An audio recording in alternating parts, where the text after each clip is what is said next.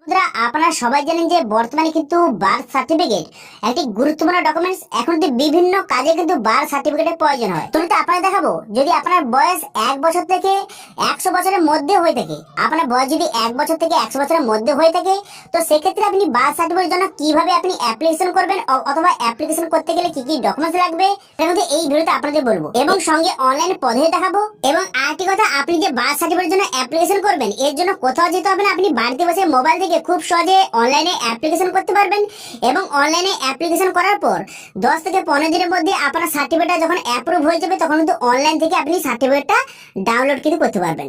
তো সেই জন্য আজকে ভিডিওতে আপনারা দেখাবো যে 2024 নতুন পদ্ধতির মাধ্যমে কিভাবে আপনি বার্থ সার্টিফিকেটের জন্য অ্যাপ্লিকেশন করবেন বাড়িতে বসে অনলাইনে মোবাইল থেকে, তার স্টেপ বাই স্টেপ প্রসেস দেখাবো। সেই জন্য ভিডিওটা প্রথম থেকে শেষ পর্যন্ত অবশ্যই দেখবেন মনোযোগ সহকারে, এবং আমাদের চ্যানেলে প্রথমবার ভিজিট করে থাকলে আমাদের চ্যানেলটিকে সাবস্ক্রাইব করে রাখুন এবং পাশে থাকা বেল আইকনটিকে অন করে রাখুন, কারণ আমরা এরকম রিলেটেড নিত্য ভিডিও নিয়ে আসি। তো চলুন আজকে ভিডিওটা শুরু করা যাক।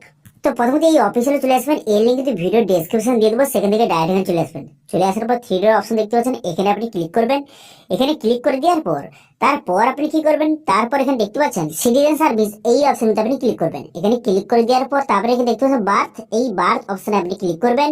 এই বার্থ অপশনে ক্লিক করে দেওয়ার পর তারপরে অনেকগুলি অপশন আপনার সামনে শো হয়ে যাবে। এবার যদি আপনার বয়স 1 থেকে 100 বছরের মধ্যে হয়ে থাকে, তো সেক্ষেত্রে আপনি কি করবেন, এখানে দেখতে পাচ্ছেন ডিলে বার্থ রেজিস্ট্রেশন, এই অপশনে ক্লিক করে আপনাকে বার্থ সার্টিফিকেটের জন্য অ্যাপ্লিকেশন কিন্তু করতে হবে।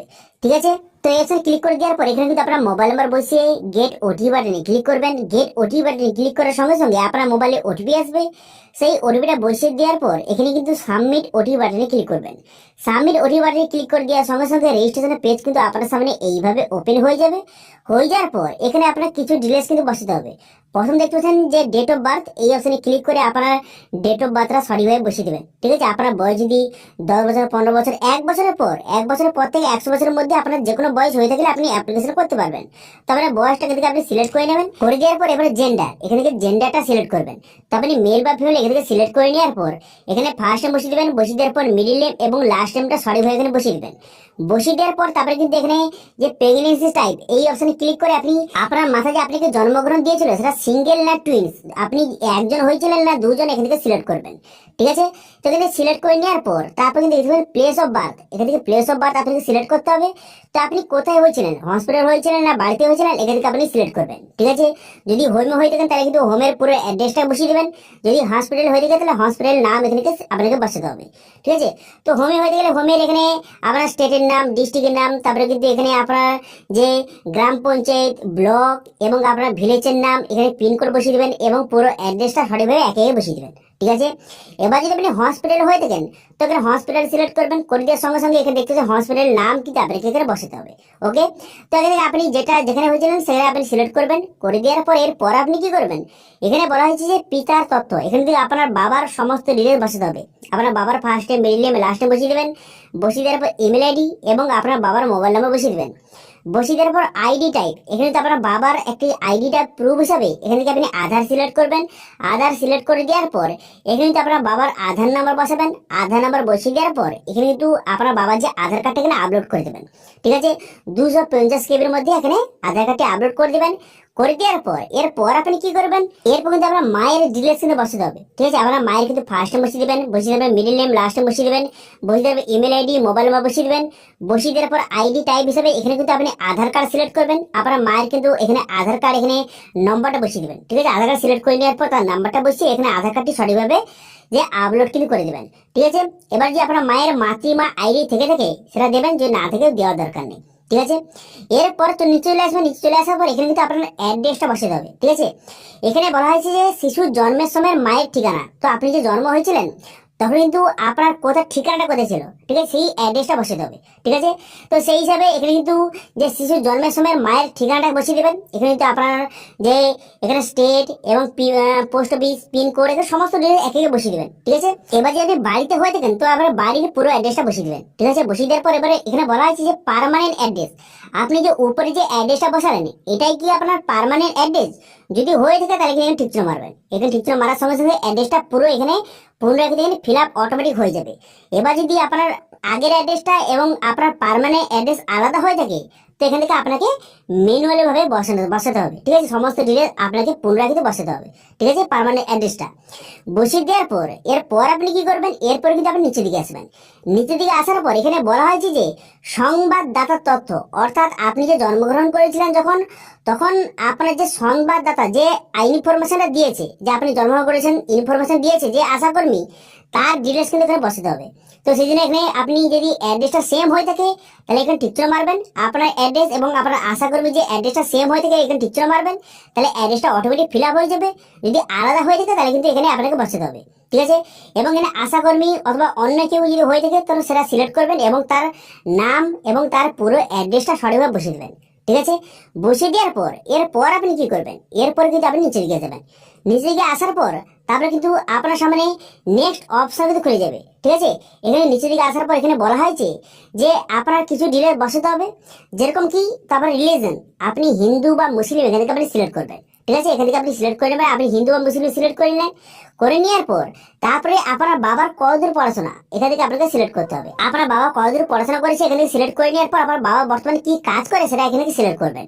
করে দেওয়ার পর তারপর কি করবেন, আপনার মায়ের কতদূর পড়াশোনা সেটা সিলেক্ট করবেন এবং আপনার মা কি কাজ করে সেটা আপনি এখান থেকে সঠিকভাবে সিলেক্ট করে নেবেন, ঠিক আছে।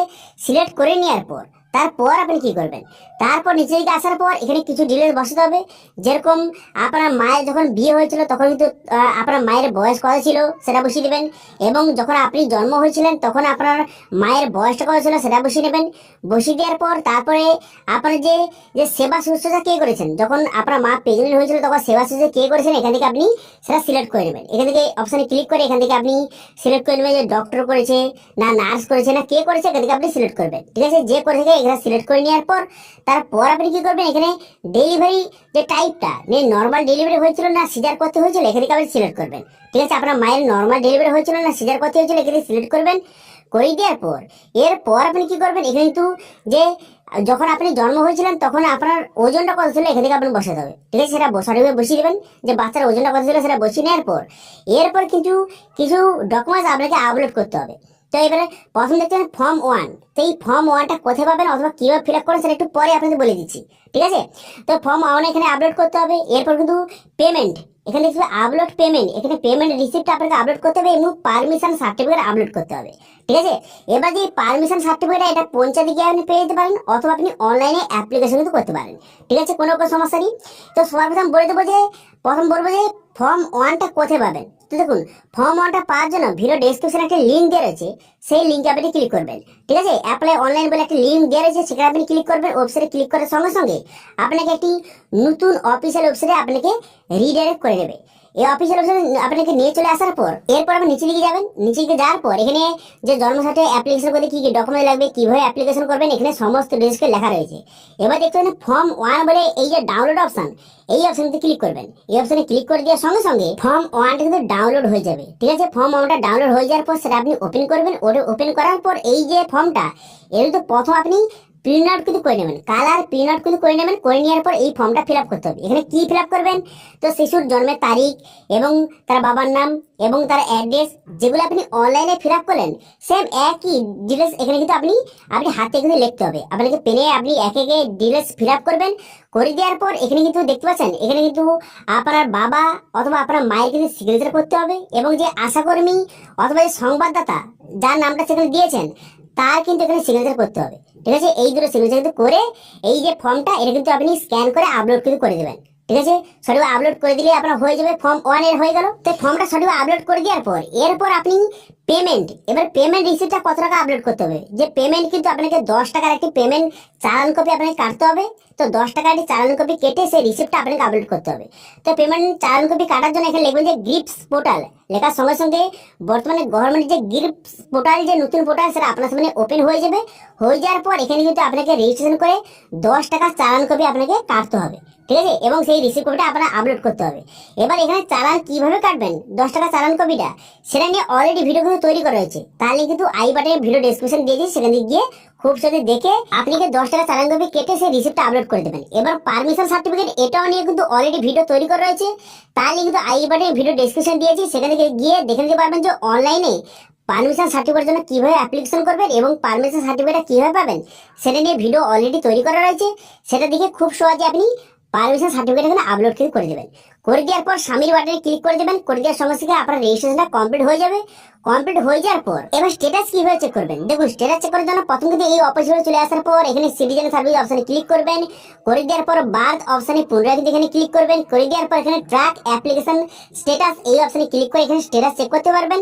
তারপর যখন অ্যাপ্রুভ হয়ে যাবে তখন ডাউনলোড সার্টিফিকেট অপশনে ক্লিক করে আপনি বার্থ সার্টিফিকেটটা খুব সহজে ডাউনলোড করতে পারবেন। এর জন্য কোথাও যেতে হবে না, আপনি অনলাইনে অ্যাপ্লিকেশন করবেন এবং অনলাইন থেকে আপনি সার্টিফিকেটটা ডাউনলোড করবেন। ঠিক আছে, এবার এই বার্থ সার্টিফিকেট হতে মোটামুটি সময় লাগে 10 থেকে 15 দিনের মধ্যে আপনার বার্থ সার্টিফিকেট কিন্তু হয়ে যাবে। ঠিক আছে, তো এইভাবে বর্তমান নতুন পদ্ধতির মাধ্যমে বর্তমান 2024-এ খুব সহজে আপনি বাড়িতে বসেই আপনার মোবাইল থেকে বার্থ সার্টিফিকেটের জন্য অ্যাপ্লিকেশন কিন্তু করতে পারবেন। ঠিক আছে, তো এটি ছিল আজকে আপডেট। ভিডিওটা ভালো লেগে থাকলে ভিডিও একটা লাইক করে দেবেন এবং ভিডিও কিন্তু বন্ধুর সঙ্গে শেয়ার করে দেবেন। এবং আমাদের চ্যানেলে প্রথমবার ভিজিট করে থাকলে আমাদের চ্যানেলটিকে সাবস্ক্রাইব করে রাখুন এবং পাশে থাকা বেল আইকনটিকে অন করে রাখুন, কারণ আমরা এরকম রিলেটেড নিত্য ভিডিও নিয়ে আসি। আজকে ভিডিওটা এই পর্যন্ত, দেখা হচ্ছে নেক্সট ভিডিওতে। Thank you.